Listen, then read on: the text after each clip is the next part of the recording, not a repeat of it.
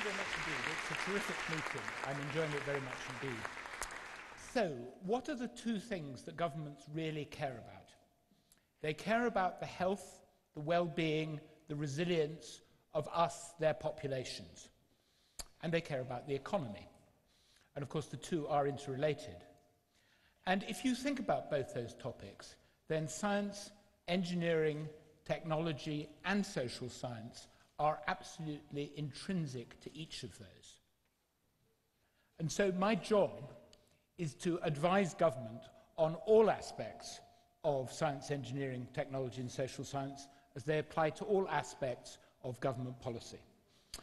So that's a lot of stuff I didn't learn at medical school. So how am I able to do it? I'm able to do it because I have a network of colleagues with whom I work, both inside and outside government. So each government department in the UK has a chief scientist. There's a nuclear physicist who advises the Foreign and Commonwealth Office. There's an engineer who advises the Department of Business, Innovation and Skills. We have a statistician at the Home Office. At the Department of Energy and Climate Change, we have a physicist engineer. And so we form a network, and we're able to talk to scientists in academia, in the learned academies, and in industry. And in that way, we are a very broad network, and that's particularly useful at advising governments at times of emergency. So my predecessor, John Beddington, when that terrible tsunami hit the reactor at Fukushima, was able within a couple of hours to have an expert committee which was able to provide advice through the Foreign Office to UK citizens living in Tokyo, that having modelled the plume and knowing about the potential source, there was no risk to the health of British citizens in Tokyo. And that was fast advice, it was helpful advice, and it actually helped in terms of the UK's diplomatic relations with Japan as well. And it's a very good example by having a pre-existing network of advice of how science can inform government. Now, the wall I'm going to talk about, and it's already been prefaced in the introductory remarks, is that wall that is built up between the scientific community represented at the top left and the policymaker who has some really difficult questions in the bottom right. And the challenge with this wall is that there's a slight confusion about who has built it. And it's like one of those walls at the end of your garden that you don't quite know whether it's your wall or your neighbour's wall. And the challenge is that the scientific community believes that the wall is due to politicians who won't listen to them and don't understand what they're saying, whilst the politicians view this wall and think there are all these scientists who don't understand the questions that we need answered and the timescale over which we need it answering. And so communication is actually about understanding what's on both sides of the wall, and only that way can we take it down brick by brick from each side, to use that metaphor. And that equally applies in terms of our scientific discussion with publics, because of course politicians are one public, but there are many publics. And sometimes we think we're having one conversation, and they think they're having another conversation, and it doesn't matter who the we and the they are in that particular case. So I'm going to focus now on really the defining policy questions that face us over the next few years. And if you think about the two aspects of our infrastructure that are probably the most critical in terms of the way we can survive and share the planet with other species, it is the infrastructure of energy on the one hand, that human-derived forms of energy that we capitalize upon. And of course, that's in many ways the most crucial infrastructure. If the lights go out, the heating goes off, this becomes a very dark and unfriendly building indeed. And it doesn't take long for society to grind to a halt if the energy sources disappear. And equally, the other side of the coin is the natural infrastructure. And so I tend to think about health, well-being and resilience in terms of that built infrastructure: energy, transport, cyber, waste, the built environment, and then the natural environment, which of course is weather, it's climate, it's biodiversity, it's plant health, animal health, the oceans, the seas. And this, of course, is where that enormously important if human infrastructure, which is our different power sources, and climate come together. And the challenge is that piece in the middle, where I use that slide as an example of how scientists should not try to communicate with any audience, let alone a political audience or a public audience. So, coming to the climate question first. And the science here is very hard, but the communications is very hard, and actually the policy decisions are the hardest of all. And it's very important, my job is to advise on the science. When it comes to the policy decisions about what we do with scientific information, they are for the people that we elect as politicians to decide. They're for us as electorates to decide whom we wish to elect as politicians. And it's very important to understand that distinction. So, this is timely because the IPCC fifth report on the physical basis of climate change has just come out. I'm not going to go through the graphs in detail, but what I am going to say is that one of the challenges in communication is what I've characterized as the large number and a small number problem. The large number problem is that we're putting out 10 petagrams of carbon into the atmosphere each year. Now, I don't think 10 petagrams means anything really to anyone in this audience, or there may be a few physicists to whom it does. So that's 10 gigatons. That sort of means something. 10 billion tons, a bit better. 10,000 million tons, beginning to be the sorts of very large numbers that we can communicate. Turn that into sacks of coal and have an image of it, and that's a very large amount indeed. And the small number issue is the one that's on this graph on the right, which is that actually, if you look back to 1900, then the temperature, the average surface temperature has gone up by about 0.9 degrees centigrade. Now, that seems like a very tiny amount. But of course, it's not going up evenly, and the very term warming probably doesn't capture it. What we're seeing is climate disruption, and the heat map of the planet, which you see on the left of this slide, shows you that that change comes out very unevenly. And that's one of the challenges. We're seeing climate disruption, and that has to be communicated. And people get very focused on the temperature, and they get very focused on, well, has the warming leveled off over the last few years? We heard earlier from Stephen Friend about the complex of biological systems. And actually that graph of temperature looks like a biologist's straight line, if I can put it that way.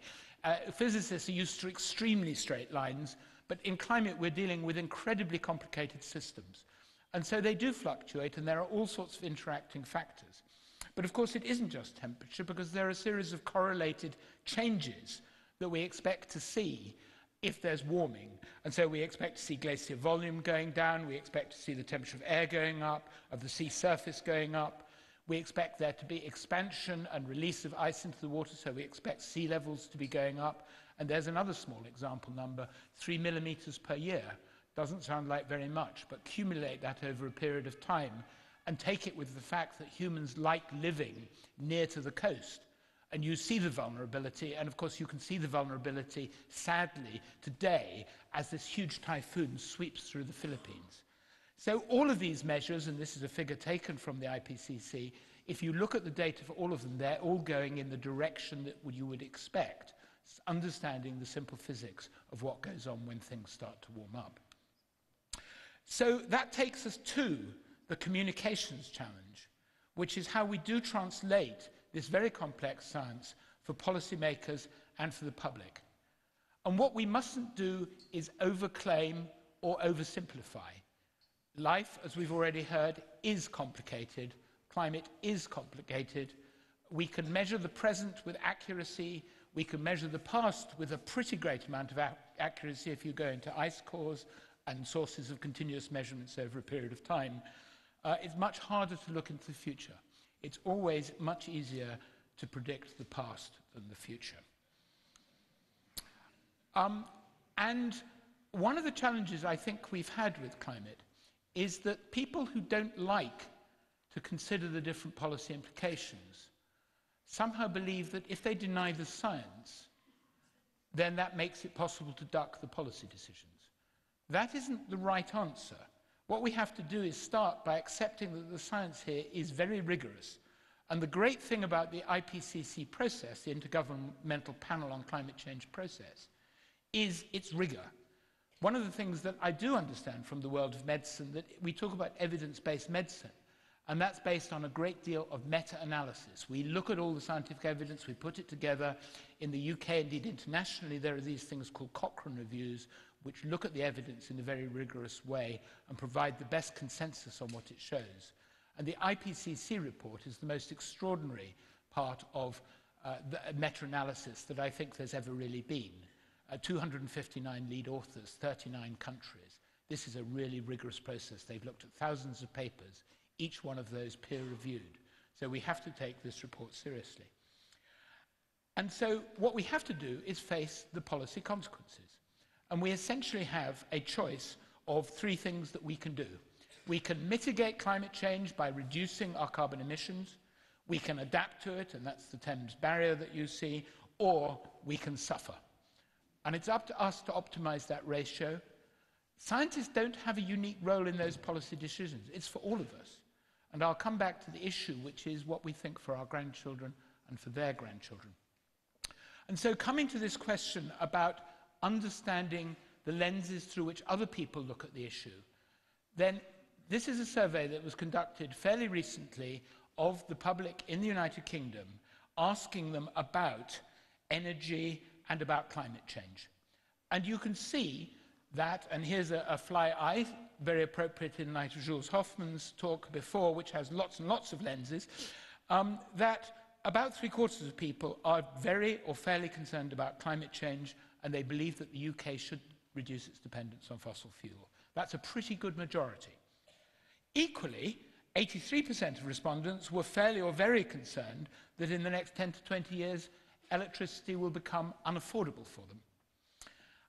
And 4/5 of people, roughly, are worried about the energy security question, that we're too dependent on energy coming from other countries. And those, of course, are the three lenses through which you need to look at energy policy. The security of supply, which is paramount, the sustainability, and the affordability. And if you look through one of those lenses alone, you end up with the wrong answer. And so the challenge is we need to take account much more in discourse between science, engineering, technology, and society, the social science. In other words, we need to understand the values that people have. And so you can look at these in terms of energy. On the one hand, people do want to reduce the use of finite resources. They want to avoid waste. They want to be efficient. They want to protect the environment. They want naturalness and want nature. They do want to reduce the overall levels of energy use. But they want all of this in the context of social justice, fairness, honesty and transparency, autonomy and freedom. And so the policy challenge is how we communicate, and the interests of that last minute, in fact it says a minute 18 seconds there, but never mind. This is a tool, a web tool, which enables people to model the legal commitment in the UK, which is to reduce our carbon emissions by 80% by 2050. So the UK has legislated, and these are various scenarios. They are example scenarios. None of them is, in fact, exactly realistic on its own, but they just give example scenarios. But they show some of the challenges. You know, if we want wind, we've got 10 gigawatts installed roughly. We would need about 80. Nuclear, we've got 10 gigawatts installed at the moment. Again, we would need to increase it dramatically. Carbon capture and storage, very important technology, nothing at the moment. And these are the maps. This is where the politicians have to work. So this is a map of the world where the darkness of the color of each country is the amount of carbon dioxide consumed or produced per citizen. So you can see the dark colors. And the size of the country is the total emissions. And so as of now, the UK is responsible for between 1% and 2%.